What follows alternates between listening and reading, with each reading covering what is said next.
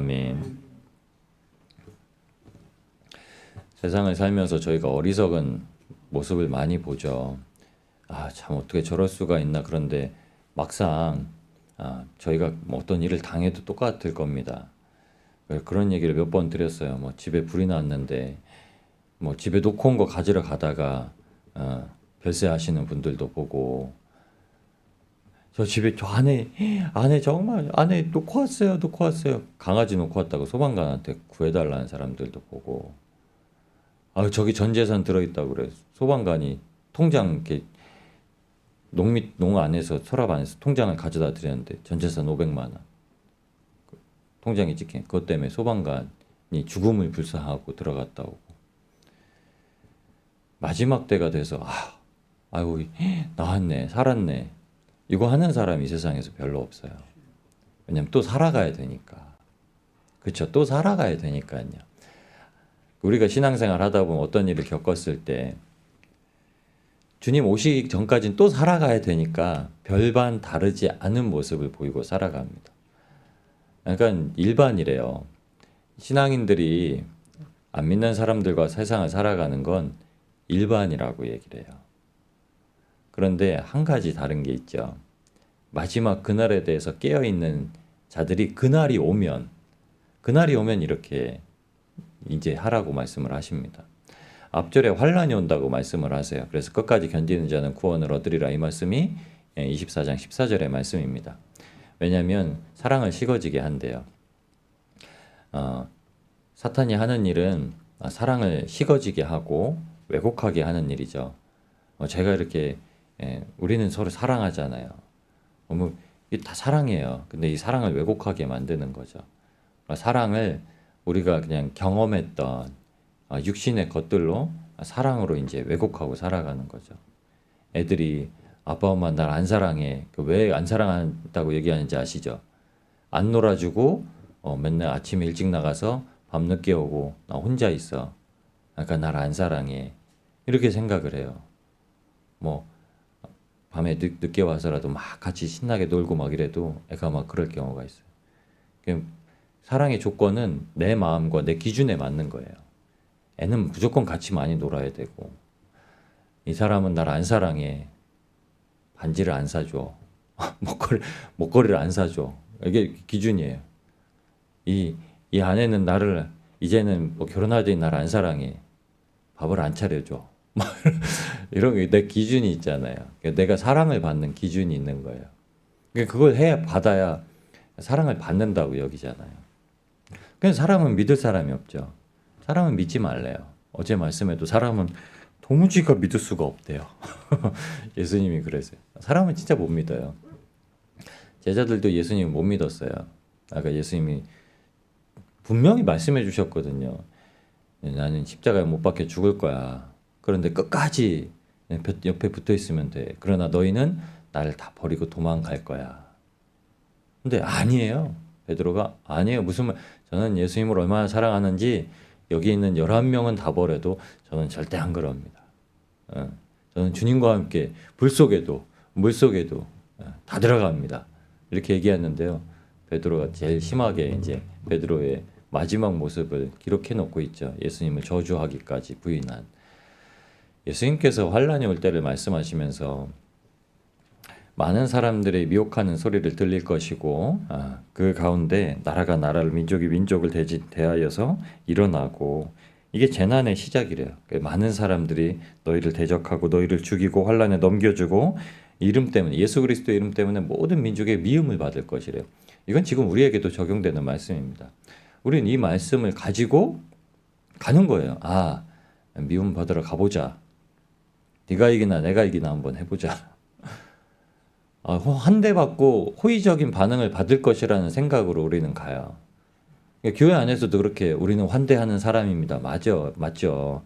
그러면 다 어떤 사람들이 오든지 환대받을 그런 저기로 우리를 맞이해야 됩니다. 왜냐면 여긴 공동체니까요. 여기는 예수 그리스도의 이름을 고백한 공동체니까요. 근데 예수 그리스도의 이름을 고백하지 않은 사람들이 와서 난 환대받지 못해 뭐 이런 곳이 다 있어 하고 나가도 이거 우리가 더 사람들을 잘 납득해야 됩니다. 뭐 이게 아니거든요. 환대받는 거는 예수님께 환대를 받고 나아갈 땐 누구에게라도 핍박을 받아요. 영의 마찰은 생기죠. 그래서 아버지와 아들이 나누어지는 일이, 어머니와 딸이 나누어지는 일이, 시어머니와 며느리가 나누어지는 일이 가정에서 있겠다. 예수님은 그 가정에 화평을 주신 것이 아니라 불을 주러, 검을 보추러 보내셨다. 이렇게 말씀을 하세요. 말씀을 붙들고 있으면 하나님의 말씀이 항상 기준이 되어야 되는데 그때는 어떻게 하죠?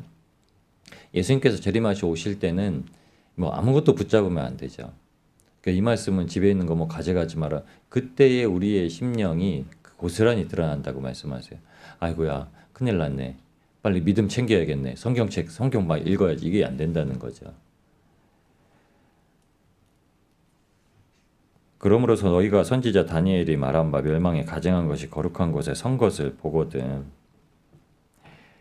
다니엘이 멸망에 가증한 것이 거룩한 곳에 선 것을 보거든이라고 얘기했던 것처럼 다니엘서에 기록한 한 가지는 느부갓네살을 통해서 금신상을 만들고 또 느부갓네살의 꿈을 통해서 해석을 하는 게 나왔죠.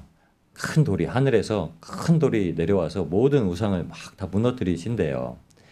우리의 마음속에 새겨져 있는 모든 우상을 다 무너뜨리신대요. 이 말씀은 그때가 돼서 우리가 이렇게 할 수 있는 존재라고 말씀하는 게 아니라 우리가 성령을 모시고 살아가는 성전이 되어서 주님 앞에 살아갈 때 성령이 우리를 어떻게 이끌어 가신다는 걸 보여주시는 거죠.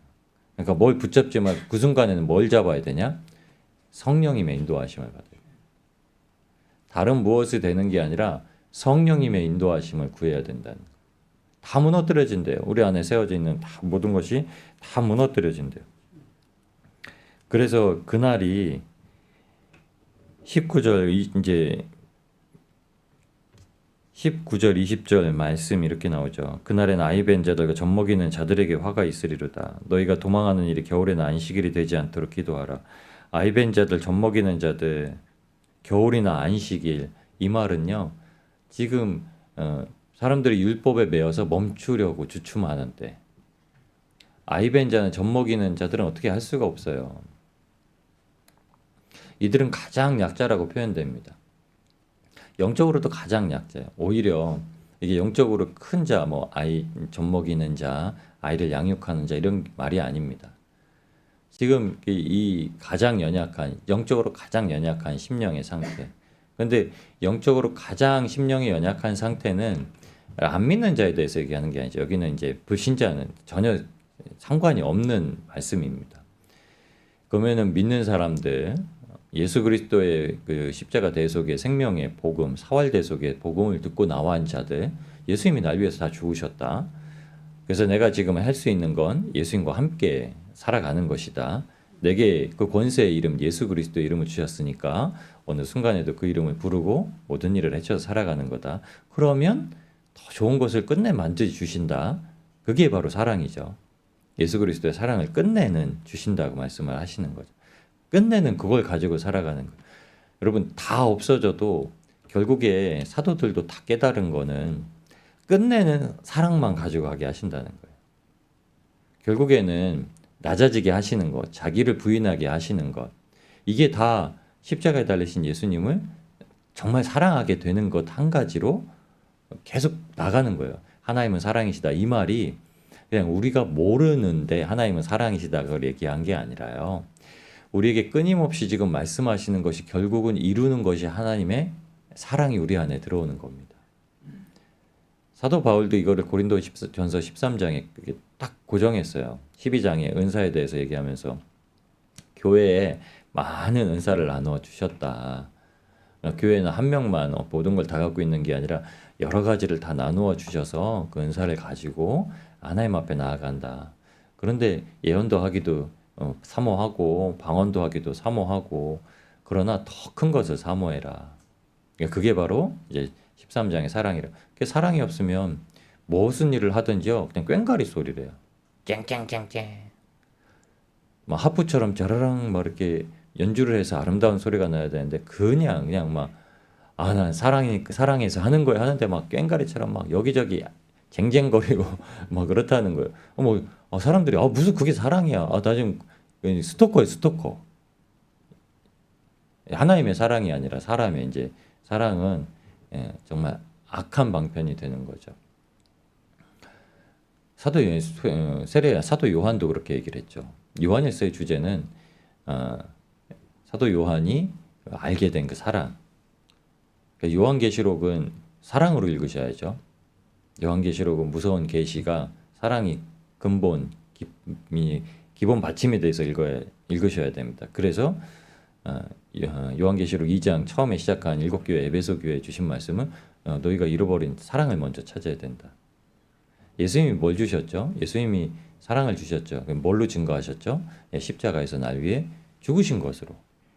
제자들이 예수님이 죽으시기 전까지 예수님의 사랑을 알았어요. 예수님 어떤 사랑하셨죠? 정말 사랑하는 자들을 위해서 눈물도 흘리세요. 나사로 불쌍해 눈물도 흘리세요. 무너질 성전을 보면서도 눈물을 흘리세요. 지나가는 상여를 메고 독자를 이제 먼저 앞세운 그 과부를 보고서도 너무 안타까워하셔서 과부도 살려주세요. 내 딸이 죽겠습니다 하고 찾아온 사람한테 죽었다고 했는데도 걱정하지 마라. 죽은 것이 아니라 잔다. 안심시키시고 친히 가셔서 딸을 살려주셔서 일으키세요. 백부장의 믿음에는 보시고 네 믿음이 참 크다 하면서 네 말대로 네 마음 내 소원대로 됐다라고 네 믿음대로 됐다 하고 가라고 얘기를 하세요. 불쌍한 나병 환자들이 10명 오면은 가서 제사장에 너희 몸을 보여라 라고 돌려보내세요. 그리고 나서 요한복음 8장에 가늠하다가 잡혀온 여인이 있었는데 나중에 예수님과 독대하여 그 여자만 딱 남아요. 너희 중에 죄 있는 자가 먼저 돌을 들어 쳐라 라는 말씀을 하시고 다 떠나간 자리에 그 여자가 이제 있는 그곳에 예수님과 그 여자만 남았더라 라는 말을 주시면서 이제 얘기를 하십니다. 여자야, 주위를 둘러봐라. 너를 정죄하는 자가 있느냐? 아무도 없습니다. 정죄하는 수많은 사람이 모여서 막 말소리가 멈춰진 게 아니에요. 그런 사람들이 아예 없어진 거예요. 여러분, 우리 마음 가운데 마지막 큰 환난의 때가 올 때 우리 마음의 상태는 어떠냐면 우리의 주변에 문제들이 사라진 게 아닙니다. 그 사람들이 그냥 갔을 뿐이에요. 그 사람들이 있어서 이 여자를 정죄하는 용서한 게 아니에요. 예수님이 다 물리치신 거예요. 여전히 그 사람들은 속에 저 여자는 죄인이야. 저 예수라는 작자가 또 저 여자 저렇게 저 여자를 이렇게 둘러싸고 편들고 우리한테 막 말을 못하게 하는데 정말 속상하다. 다음엔 꼭 이기리라. 막 이런 마음으로 정말 더 악한 마음을 하고 물러가죠. 양심의 가책을 받아서 물러가는데 그 양심의 가책이 내가 더 죄인이야. 정말 저 여자보다 내가 더 죄인이야. 이 마음으로 물러간 게 아닙니다. 근데 예수님 뭐라고 하시죠? 이 여자에게 이렇게 물어보세요. 여자가 대답하게. 너를 정죄하던 자가 있느냐? 없습니다. 예수님은 우리를 참소하는 것들을 물리치세요. 사탄은 여전히 도망가서 쫓겨갔는데도 뭐라고 하죠? 저기서 또 움키고서 우는 사자가 두루 다니며 삼킬자를 두루 찾으면서 다닌대. 그 틈을 보고 있는 거예요. 우리가 예수님의 십자가를 잃어버리는 순간, 우리가 세상 것을 밭에 있다가 집에 겉옷 가지러 가려고 하는 마음 먹는 순간, 이런 연약한 심령을 가지고 있는 게 아이벤 자, 젖먹이는 자, 안식일에 어디 가면 안 되니까 반경을 넘어가면 안 돼요. 안식일이 되면 내가 살고 있는 반경을 몇 킬로 밖으로 넘어가면 안 됩니다. 거기에서 내 집 주변 거기서만 이제 지내야 돼요. 그렇게 살았어요, 유대인들이요. 그리고 겨울이 되지 않도록. 겨울에는 뭐 움직일 수가 없는 것을 이스라엘 환경이 그렇습니다. 그러면서 21절에 주시는 말씀이 그때에 큰 환란이 있겠습니다. 창세로부터 지금까지 이런 환란이 없겠고 후에도 없으리라. 그러면서 주님께서 주시는 말씀이 주님께서 오시는 것을 이제 말씀을 해주세요. 우리는 주님이 오실 것을 기다리고 살죠. 주님 늘 빨리 오시라 그래요. 주님 오늘 오시나요? 내일 오시나요? 주님을 마주할 생각을 하고 있는 이 심령이 오늘 성령을 받아서 사랑을 하면서 살아가는데 그 크신 사랑 외에는 우리 안에 보여질 게 없다라는 거예요. 여러분 그래서 사탄의 모든 우리의 대적이 사람이 말들이 이것은 예수님께서 이미 우리 안에 성령으로 들어오셔서 다 이제 정리하신 일들 없는 게 아닙니다. 그냥 예수님이 두르시고 애우시고 보호하시는 일들이 있는 거예요. 주님은 나의 산성이시요 요새시요 바위시고 피할 피난처시라. 이 말씀을 주신 이유가 있죠. 우리가 어디로 피나요? 우리는 주의 날개 아래 그늘에서 피하죠. 그래서 우리는 예수 그리스도 안에 우리의 생명이 감추어져 있대요. 그럼 우리가 나가서 나 진짜 한번 망가져 볼까 해도 죽진 않아요. 굉장히 혼나죠. 하나님 앞에 굉장히 혼나는데 뭐 천국을 못 들어가거나 뭐 죽진 않아요. 근데 아마 고생은 하고 이제 돌아올 거예요. 괜히 시험해 봤네. 이게 이 시험이요. 방탕에 빠져 있는 탕자와 같은 시험이 누구였냐면 솔로몬입니다. 솔로몬이 내가 한번 하나님의 이런 복주심을 내가 이 땅에 하나님이 그냥 주시는 은혜라고 아니고 내가 열심히 노력해서 한번 이 은혜처럼 한번 기쁨이 있나 한번 누려볼까? 라고 했던 게 전도서예요. 하나님이 다 주신다고 약속을 했어요. 그러니까 하나님만 바라보니까 솔로몬이 너무 좋았다가 이런 은혜가 이 땅에서도 어떻게 좀 찾을 수 있는 건가? 하고 막 아내를 막 수천 명을 막 해가지고 한번 바라봤대요. 이 여자도 만나보고 저 여자도 만나보고 그런 여자도 만나보고 다른 나라 여자도 만나보고 그럴 때 안 된대요. 정말 자기가 이 즐거움을 땅에서 내가 한번 만들어 보겠다고 성전 화려하게 왕궁을 지은 것뿐만 아니라 그곳에 정말 뭐 옥상 정원 막 그 당시에 지금도 하기 힘든 그런 물대기 이런 지혜가 어디서 나왔냐면요. 그 왕궁 위에 정원을 만들고 싶은 거예요. 그러니까 물을 막 끌어올려야 되잖아요. 그러니까 이런 기술이 막 발전한 겁니다. 무슨 방법을 생각해서라도 물 끌어다가 이것들 길러라. 그때 동물원도 있었어요. 주변의 모든 나라에서 별 희한한 동물은 다 데려다가 솔로몬 동물원도 있었습니다. 별 공작 그 나라에서 이스라엘에서는 찾아볼 수 없는 꽃들, 식물들, 나무들 다 해봤는데 뭐라고 하죠? 마음이 안 채워진다는 거예요. 이 땅에서 누릴 거 다 누려봐도 마음이 안 채워진다는 거예요.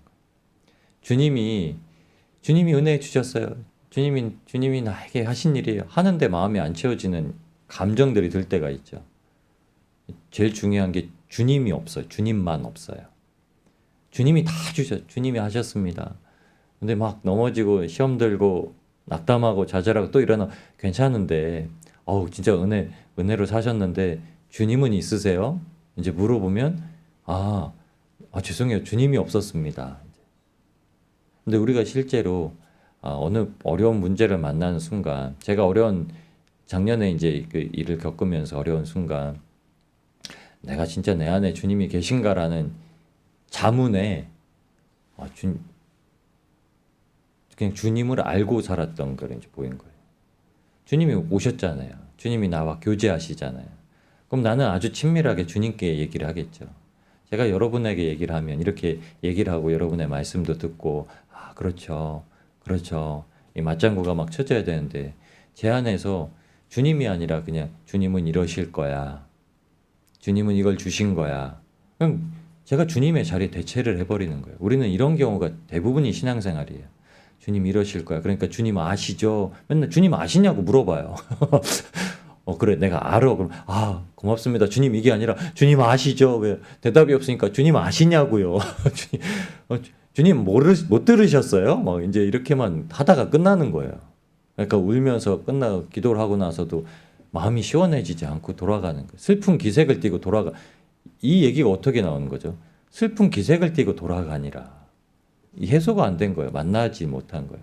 그런데 주님의 음성을 듣기 시작하고 주님이 내게 실질적으로 말씀하시는 거. 주님 그러시죠? 그럼 어떻게 해야 됩니까? 이렇게 해라.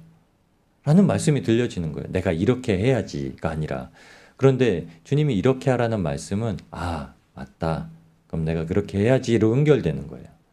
내가 기도를 하고 그냥 내가 이렇게 해야지가 아니라 주님이 어떻게 해야 되죠? 주님 뭘 좋아하시죠? 받고 그렇게 해라라는 대답을 듣고 아, 내가 그렇게 해야지. 이러 오는 거예요.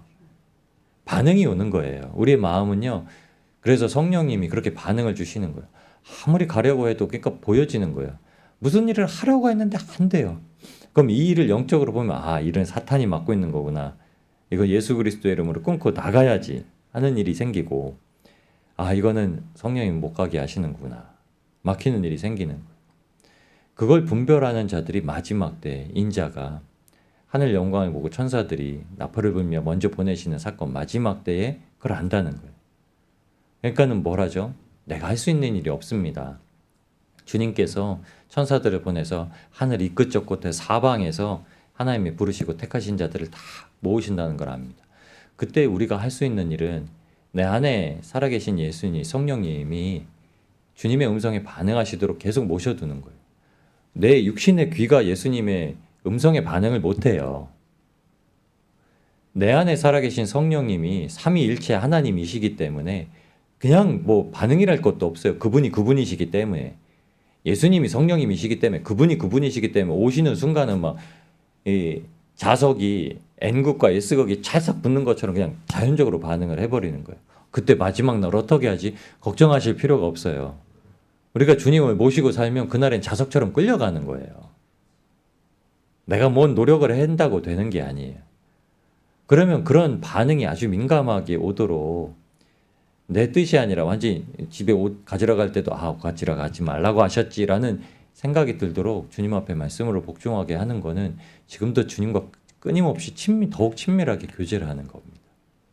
그게 바로 주님과 동행하는 건데 주님께서 내 안에 살아계실 뿐만이 아니라 지금도 내 모든 삶을 주관하시고 계시다는 거예요. 그러니까 다 맡겨드릴 수 있다는 겁니다. 오늘도 우리의 삶에 주님께서 인도하시면서 원하시는 일이 있습니다. 주님께 귀 기울이시면 다 다르실 거예요. 수십만, 수천만, 수억의 사람, 믿는 사람들이 있다면 이들에게 뜻하신 게 다 각자에게 다를 수도 있고 그것이 또 연합됐을 수도 있습니다.